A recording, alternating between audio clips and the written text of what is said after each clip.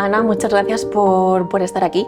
Estamos en la Fundación Jorge Padilla Blanco, que es una fundación que tiene dos objetivos principales. Uno, colaborar para que los estudiantes con recursos limitados puedan estudiar sus carreras de grado y posgrado. Y el otro objetivo es colaborar con fundaciones que tengan como finalidad promover la cultura, la educación, las humanidades y las ciencias en general, ¿no? Y dentro de esta colaboración está evidentemente su colaboración con FIDE a través del Club H, del Club de Humanidades de FIDE, que es el que engloba todos los contenidos y actividades relacionados con la cultura y las humanidades en sentido más amplio, ¿no? Dicho esto, te voy a presentar a Ana Bustamante. Déjame que lo lea porque no quiero que se me olvide. Entonces, naciste en Guatemala, evidentemente, estudiaste Ciencias de la Comunicación en Guatemala y luego Montaje en la Escuela de Cine y Audiovisuales de Madrid. Trabajas como realizadora y montadora de cine, videoclips y publicidad, que luego hablaremos de eso. Y tu primer película, largometraje documental, que también hablaremos de esto de película documental, La Asfixia, ha ganado bastantes premios y de hecho sigue rodando, que también te preguntaré por eso después. Lo primero que te quería preguntar, casi más general, es, al menos quizá por desconocimiento, por ignorancia, desde mi punto de vista, que me dedico a algo que no tiene absolutamente nada que ver ni con nada, ¿no?, artístico, creativo, hay una tensión muy grande, o no necesariamente, o sí, pero es inevitable, entre la parte más creativa, artística, de una profesión como la tuya, ¿no? Por ejemplo, que te dedicas al cine, al audiovisual en sentido amplio, y la parte comercial, económica, no sé muy bien cómo llamarlo. No sé qué piensas tú, cómo lo ves tú. Bueno, antes que nada, gracias por invitarme. A ver, una tensión, bueno, en realidad es que cuando tú te estás dedicando a algo artístico, para mí es algo que viene mucho de las cosas que me afectan, cómo reacciono ante el mundo y cómo se me mueve desde las tripas, ¿no? Y evidentemente eso muchas veces, ese discurso, pues no es tan comercial o no va a ser sencillo que llegue a las masas de una manera fácil, ¿no? Entonces allí pues sí hay una complejidad, pero tampoco creo que es algo que esté demasiado tenso, ¿no? O sea, es algo que existe, que es real, que al menos yo lo que hago no es algo que es tan accesible, pero también creo que es algo que hemos pecado como sociedad de creer que la gente quiere consumir cosas que son fáciles, que les permite tener el cerebro plano y no analizar, cuando en realidad yo creo que si tú le presentas a la gente cosas complejas, cosas que les hacen tener una visión activa cuando están viendo algo, igual lo van a querer consumir. Y tratarles como adultos, ¿no? Tratarles como adultos y decirles. También creo yo que en el tema de qué consumimos y cómo lo consumimos está lo que nos dicen que tenemos que consumir, ¿no? Entonces, te dicen mucho de consumir cosas fáciles, porque, y se dice que eso se vende fácilmente, pero hay cosas que simplemente por tener una marca, por ejemplo, hay una película documental a la que le fue muy bien, simplemente por tener el sello de Pedro Almodóvar, por ejemplo, que era una película documental, que normalmente no se vende tanto, pero tiene un sello, y ese sello que está validado por grandes públicos. Entonces eso ya se vuelve comercial, cuando en realidad el contenido tampoco es comercial. Entonces creo yo que es más lo que le decimos a la gente que tiene que consumir lo que se hace comercial. Entonces, planteándose desde esa base, en realidad no hay una gran lucha en lo que a mí me gusta hacer y lo que se supone que vende. Creo que es cómo lo llevas al público y cómo haces que eso llegue a la masa, ¿no? Vale, esos más, digamos, tus proyectos, no sé si llamarlos más personales, más sí, en los que estás tú implicada desde el principio hasta el final. Pero, por ejemplo, los encargos, lo que es más encargo, ¿no? Cuando trabajas, no sé, pues montando películas que a lo mejor a ti pues no es un tema que especialmente hubieras tratado, series, que no sean, o sea, cosas que así de entrada no sean a lo mejor tu máximo interés, aunque luego a lo mejor puedes acabar descubriendo cosas, no digo que no. Eso, ¿cómo Yo es que creo llevas? que me pasa justo eso. Que, a ver, también es cierto que antes de entrar a un proyecto pregunto de qué va. Por ejemplo, los True Crimes, ya participé en uno, me dejó muy tocada y no quiero volver a participar en ningún True Crime. Tremendo. Entonces eso, por ejemplo, siempre que voy a pillar un proyecto, pregunto de qué va, quiénes están implicados y para qué plataforma o cuál es el recorrido que va a tener. Porque, por ejemplo, a mí hay algunas cosas en las que estoy absolutamente en contra y si va sobre eso, pues no me interesa, ¿no? Porque al final es que tu nombre aparece firmando ese proyecto y de eso sí, creo que mucha gente en mi gremio se cuida de ello, ¿no?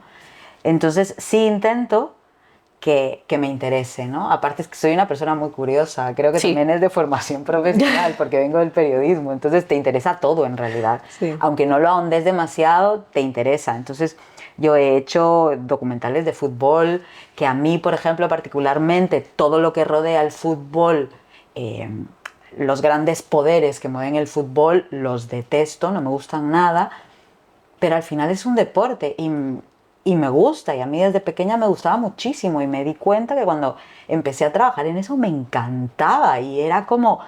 Y me pareció un mundo fascinante el ver cómo habían hombres, porque era un equipo principalmente de hombres, sabían perfectamente la fecha, el minuto exacto del partido en el que había pasado algo, que era como, wow. O sea, realmente gente muy profesional en su campo. Entonces fue una delicia hacer ese documental, por ejemplo.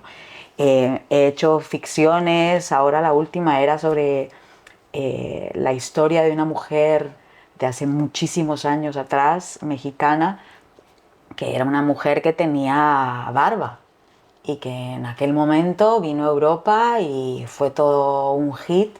Y eso al principio pues puede ser, era para Disney y digo yo, pero luego claro, es una historia de una mujer, que es algo que me vincula, saber su historia. Entonces siempre hay como cosas dentro de los proyectos que aunque sean comerciales, me van interesando. Y que también los pillo a primeras porque me puede parecer algo gustoso y luego porque les estoy encontrando el gusto. Ahora mismo estoy trabajando en una película sobre flamenco y estoy a 2 pasos de empezar a bailar flamenco. O sea, pues nada. pero es como, yo creo que es la curiosidad me hace ir por diferentes proyectos y sí, o sea, yo por ejemplo creo que habemos personas para todo y yo no soy capaz de ir durante muchísimos años a un mismo lugar, a hacer las mismas cosas. No tengo esa personalidad, necesito ir cambiando de proyectos. Y los proyectos que yo hago, como vos muy bien has dicho, son proyectos que además requieren de muchísimo tiempo, son películas que se levantan desde cero, que tardan entre 5 y 7 años en salir adelante. Entonces, en el medio tengo que hacer cosas que no requieran tanta implicación de mí. Porque además, ojalá me pagaran esos 7 8 años para hacer mi peli, pero no pasa. Entonces, claro, tengo que ir a estos otros proyectos y yo creo que lo encajo ahí desde... A mí el ser humano me interesa. Y todo lo que tenga algo que ver con el ser humano, dentro de todas sus complejidades, las quiero abordar.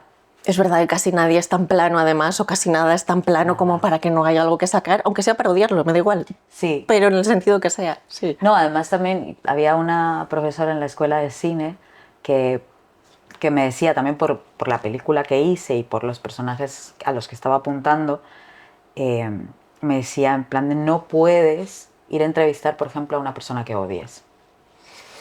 Porque están todos tus sentimientos y no con esos sentimientos que tienen poco o que están nublando la razón, tú no puedes llegar a enfrentarte a un personaje porque no vas a entender sus complejidades. La empatía está bloqueada. Entonces, y vos cuando empezás a investigar un personaje y a querer abordarlo, tenés que tener cierta empatía. También para destruirle, si querés, en una entrevista. Pero tenés que tener empatía. Sí. Entonces, creo que es eso lo que me hace. Como vos a cualquier personaje le rascas un poquito, hasta la persona que te parezca más horrible del mundo, rascas un poquito, ves su historia y yo tiendo a empatizar de dónde vienen ciertas cosas. Que a veces también es un problema, porque empatizo con todo. Tenemos mucho sufrimiento, pero bueno, mucha intensidad, sí. Sí, pero creo que al final, no sé, yo creo que lo único que yo no estoy dispuesta a hacer son cosas que rayan con cosas muy profundas de la forma que tengo de pensar y de las cosas que me interesan y que cuido. Con tus principios. Mis principios básicos. O sea, yo, por ejemplo, no podría hacer una película que que alaba, por ejemplo, a los toros. No podría. A mí desde muy pequeña es algo que me atraviesa, que no me gusta ver el sufrimiento animal y para mí eso es sufrimiento animal. Entonces no podría hacer una película sobre toros, por ejemplo. Para, Sí. y así cualquier otro tema. Pero en realidad me doy cuenta que son muy pocos. O sea, podría tratar casi cualquier cosa. Siempre desde un punto de vista en donde no raye en mis principios.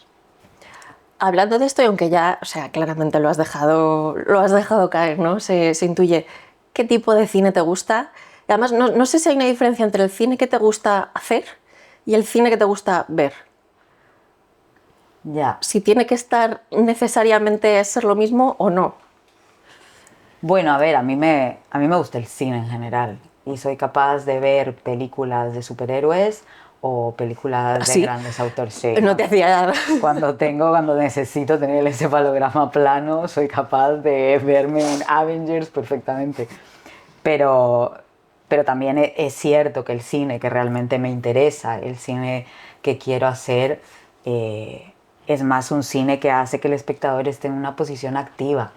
Me interesa el cine, incluso creo que hay cine que tampoco necesitas estar, que no es tan sesudo, ¿no? Que no... Sí, que sí plantea cosas importantes, aunque no tenga, aunque se vea fácil, digamos. Sí, que sea Sí. fácil de ver, no, Sí. no me interesa hacer... También el cine, que es demasiado inaccesible, tampoco me interesa. Sí. O sea, pero creo que de por sí el cine es una experiencia. También defiendo mucho la idea de ir a la sala de cine y de tener esa experiencia, de vivir con el otro. Me la imagino que me lo vas a experiencia, decir, sí. de vivir la experiencia del cine, ¿no? O sea, creo que nos hemos empezado a meter en una burbuja en la que desde casa, con tu pantallón y con las 800 plataformas que tienes acceso, ves tú solo una película y te pierdes poderlo comentar con otra persona, que probablemente puedes tener a otras dos personas sentadas al lado tuyo, pero el escuchar las reacciones de la gente, el ver posiciones ajenas a ti, ese momento en el que respiraciones o risas que escuchas que son ajenas a ti, o salir de la sala y empezar a escuchar comentarios, a mí eso me enriquece muchísimo. Y veo también el impacto que tiene, también porque me interesa lo que estoy haciendo y también muchas de las películas que voy a ver las voy a ver para coger ideas, inspiración o referencias. Me interesa mucho ver las reacciones de la gente, sentir la energía en la sala. Por ejemplo, me acuerdo de una película que al terminar todos nos quedamos quietos en la sala, nadie se levantó, porque era muy dura la película. Sí, de esto que necesitas respirar, Necesitábamos asimilarla todos los que estábamos en la sala. Entonces fue como, wow. O sea, ahí dices, esta película le ha llegado a todos. Aparte, la sala estaba llena. Es que nos ha llegado a todos que venimos de lugares totalmente distintos, con referencias de vida totalmente diferentes y nos ha llegado. Y a mí, eso, el ver eso, el que el cine puede provocar eso, me parece parte de la experiencia cinematográfica. Entonces, para contestar a tu pregunta, lo que me interesa son películas que le provoquen cosas a la gente.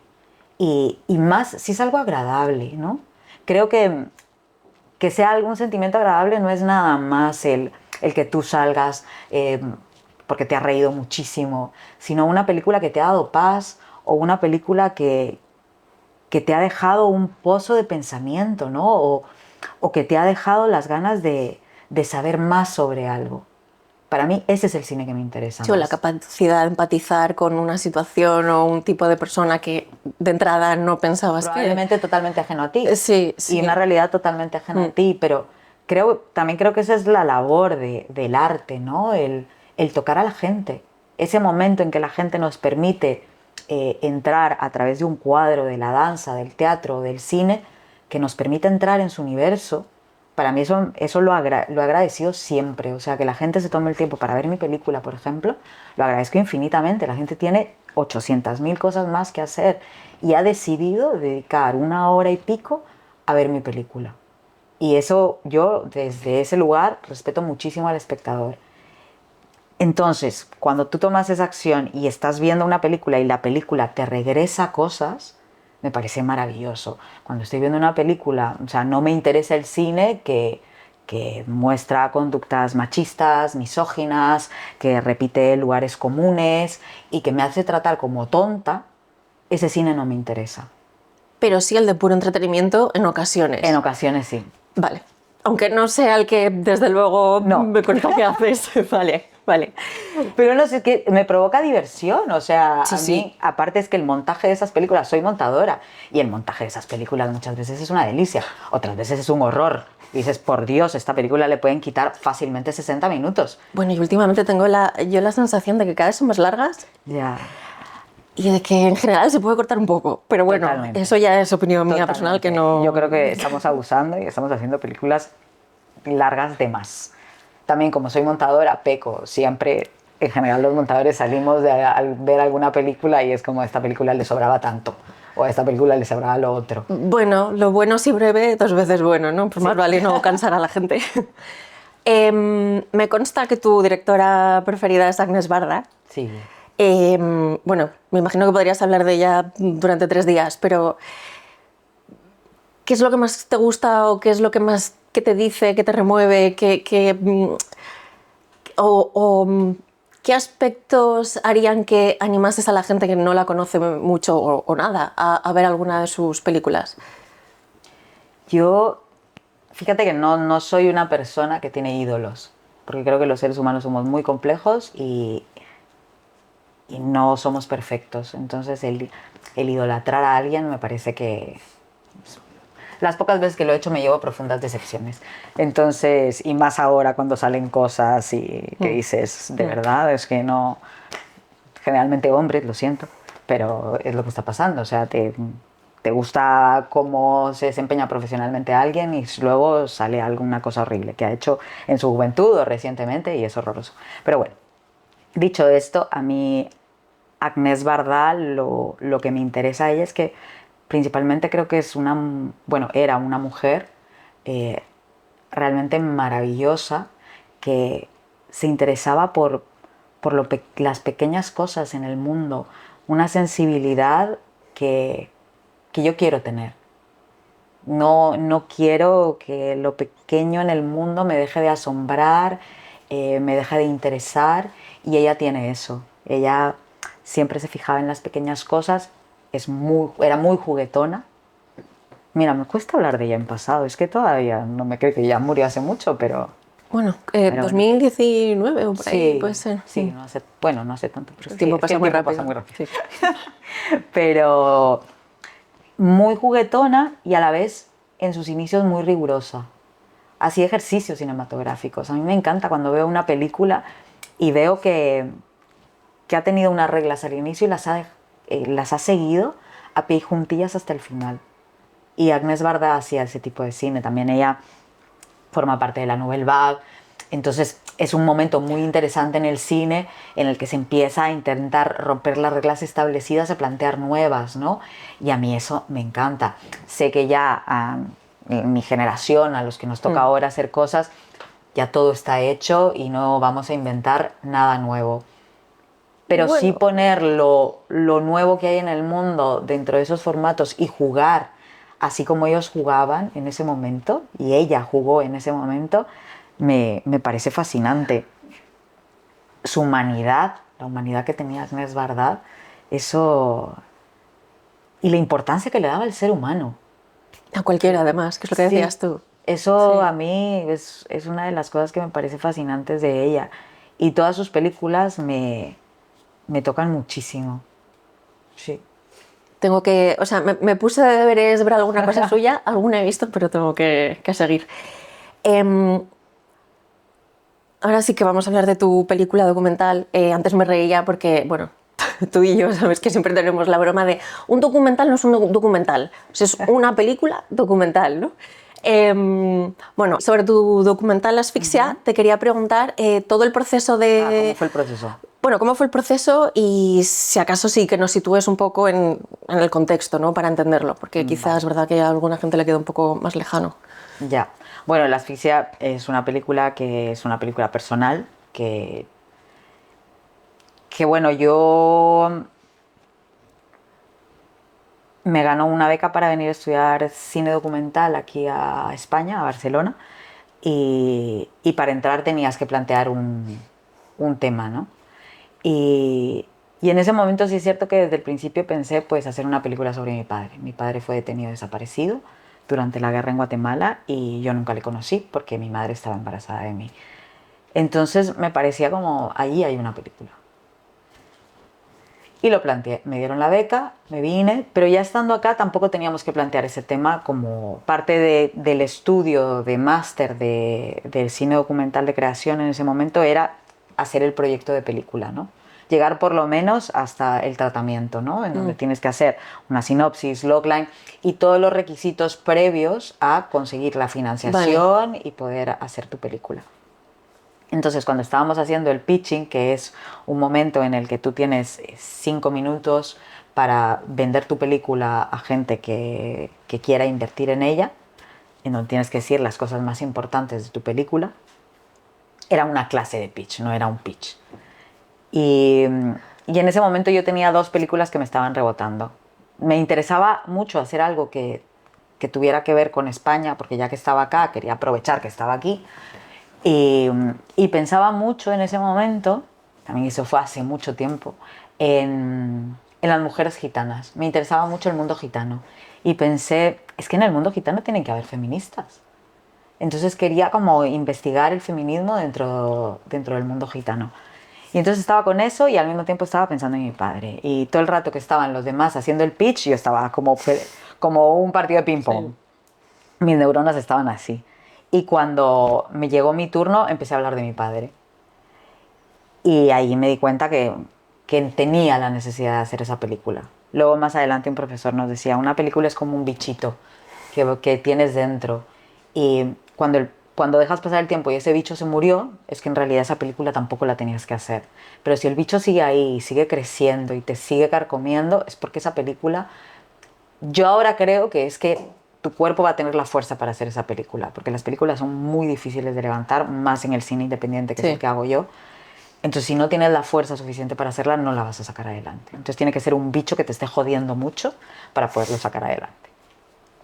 Entonces, allí empezó todo el recorrido de la película. Lo primero que hice fue hablar con mi madre para saber si ella estaba de acuerdo con que yo hiciera esta película.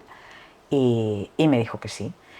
Y me di cuenta que también para mí era importante hacer esta película porque muchas de las veces que yo había intentado tratar el tema de mi padre con mi familia, yo había tenido todo el empuje de llegar a casa de mis tíos, de mi tía, de hablar con la gente, pero luego al sentarme a hablar no tenía la capacidad de preguntar y las pocas veces que había preguntado se me habían contestado cualquier cosa. Y se cerraban en bandas. Efectivamente. Sí. Empezaban a hablar de otras cosas, de sus chocoaventuras, del momento revolucionario y no hablaban de cosas realmente que fueran sobre mi padre. Y yo no me atrevía a repreguntar, que eso es algo que tú cuando estás haciendo una entrevista para una película, la repregunta es casi más importante que la misma pregunta, ¿no? Entonces, en ese momento no me había atrevido y me di cuenta que al tener una cámara, pues iba a lograr hacerlo, iba a generar esa seguridad para poder hacerlo. Y así empecé. Y poco a poco, cuando empecé a plantear la película con mi gente más cercana, que también se dedicaba al cine, se fueron involucrando dentro del proyecto y poco a poco llegamos ya a rodarla, que fue como conseguimos una primera ayuda y dijimos, tenemos que ir a rodar ya, porque si no, esto no se va a hacer. Y nos fuimos a Guatemala y claro, llegamos justo en el momento en el que acababa de ser el juicio por genocidio contra Efraín Ríos Montt, y que la condena se había quitado. Entonces el tema estaba muy latente y la gente, todo el miedo había vuelto a nacer. Entonces era muy complicado. Vale. Y además era, bueno, eso era muy complicado, que las personas estaban como queriendo guardar silencio otra vez, recordando que si tú hablas no te garantiza ningún tipo de seguridad, porque lo que prevalece en Guatemala es la impunidad. Entonces fue un momento en el que ese era el primer rasgo de dificultad y que también era mi primera película y fue darme cuenta que yo estaba tratando un tema muy personal que a mí me afectaba directamente y me había metido a hacer una película sobre esto. Creo que al estar lejos, como que me dio la fuerza de decir, bueno, entrevisto acá, hago esto, hago lo otro y pregunto sobre esto y allá, porque estaba muy lejos de allí. Al llegar ahí e impregnarme de la energía de todo el mundo y de lo que estaba pasando, mi vida, sí. Totalmente me di cuenta de en lo que me estaba metiendo y lo inconsciente que era pero era la directora de la película y la tenía que sacar adelante. Ya había una cantidad de dinero que se había comprometido y yo no podía decir, no, fíjense que ya no. Entonces, nada, y que también quería hacer una película. Sí. Y quería hacer esa película. Entonces, nada, la hicimos, fue bastante duro el rodaje, porque fue, no puedo decir revivir, bueno, sí, revivir el pasado de un montón de gente que me hizo a mí entrar como en ese pasado que yo no había vivido y me acuerdo como ya llegando al final del rodaje estar en Guatemala y estar realmente muy enfadada. Estar en un bar con mis amigos y estar muy enfadada diciendo, somos una generación realmente detestable. Estamos aquí en un bar tomando cervezas cuando nuestro país ha sido totalmente masacrado y nosotros estamos conmocionadas. Siendo absolutamente súper injusta con mi generación, porque vamos Eso a te iba a ver. decir, tampoco tienes que pagar por las culpas de... Claro, o sea, No, y quiero aparte decir, es como, es la situación que hemos vivido, sí, es lo que hemos heredado sí. y es complejo, o sea, no podemos, evidentemente, luego con el tiempo me di cuenta que yo estaba totalmente, que me había metido muchísimo en la película, la estaba viviendo, que para dirigirla estaba muy bien, pero tenía que tener las herramientas para poder salir de ella. Y luego, al volver a España, el proceso del montaje, que creo que la película se hace mucho en montaje, la asfixia especialmente, eh, empecé a escribir lo que había provocado en mí el rodaje. Y de ahí sale realmente la película. De lo que provocó a mí el rodaje, el ir a hacer una película sobre este tema y cómo todo lo que me estaban diciendo me afectaba como directora y como hija. Y Sí, que podría haber sido bastante distinta si lo que comentabas antes, el ambiente hubiera sido otro, hubiera sido en otra justo antes o en otras circunstancias. yo ¿no? creo que, por ejemplo, imagínate si la sentencia por genocidio a Ríos Montt se hubiera mantenido y no se hubiera quitado, creo que se hablarían de muchas más cosas en la asfixia. Seguramente. Pero como no, Pero el silencio sí, prevalece. de hecho Entonces, eso es bastante impresionante, ¿no? Que te quedas con la sensación de estoy casi igual que estaba. Y mira que lo he intentado, pero y sí, da un poco de sí. angustia. También en relación con esta película hemos hablado alguna vez de que llegó un momento que estabas como, no sé si cansada, ¿no? O sea, que ya llevabas mucho tiempo con ella, que al final pues también por ser una cosa personal, que querías como, no pasar página en el sentido de olvidarte, pero bueno, hacer otras cosas, ¿no? Pero bastante recientemente me dijiste, ahora mismo no sé en qué punto estás, que teniendo en cuenta, bueno, las circunstancias políticas mundiales, te diría casi, como que te había reconciliado, ¿no? Que no te importaba, que si hay que seguir hablando de la asfixia, pues habla de la asfixia. Entonces, ¿en qué punto estás ahora? Porque sí que puedo entender, sin dedicarme a lo tuyo, que es verdad que a lo mejor uno necesita dedicarse a otras cosas, probablemente además porque uno desde donde está hubiera hecho cosas distintas. Entonces, claro, Sí, yo, fíjate, y esto se enlaza justo con lo último, ¿no?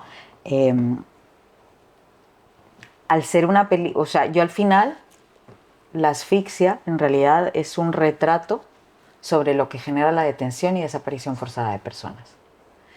Que lo que genera es que la persona víctima o yo creo ahora, fíjate, que la víctima no es solo la persona desaparecida, sino los que hemos quedado vivos.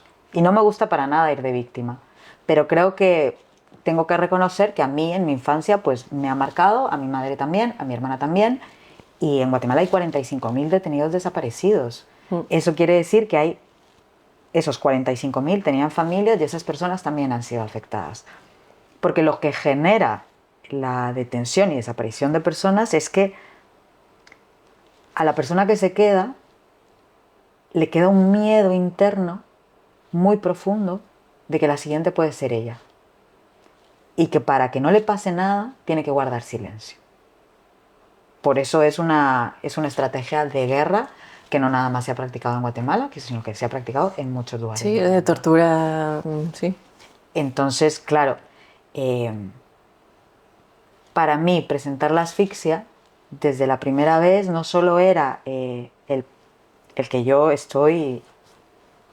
me muestro absolutamente en la asfixia.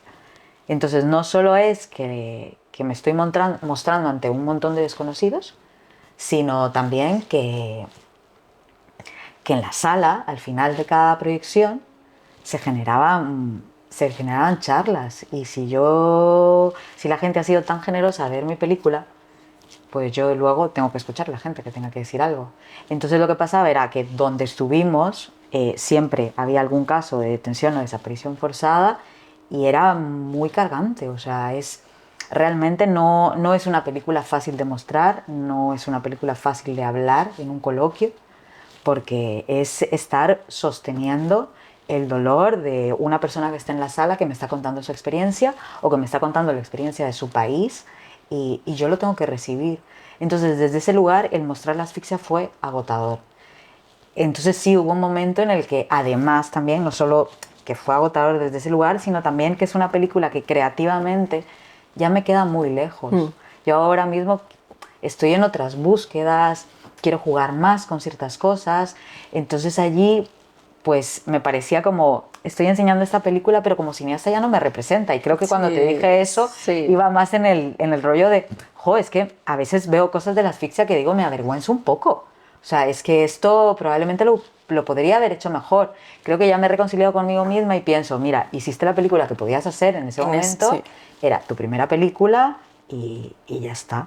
Y ahora mismo creo que es una película que realmente no ha muerto, porque la están usando muchísimo en universidades y en diferentes fundaciones para mostrar esto, que en realidad es una película que muestra algo que tristemente ha pasado en muchos lugares del mundo y que hay que hablarlo y que hay que decir que si ocurre esto, a la sociedad le pasa esto. Yo no quiero que a la sociedad le pase esto, no quiero que nadie sufra dolor. Entonces, claro, la asfixia se va a tener que seguir enseñando y ahora espero que no muera. Y ya para terminar, ¿con qué estás ahora tuyo que puedas contar o hasta dónde puedas contar?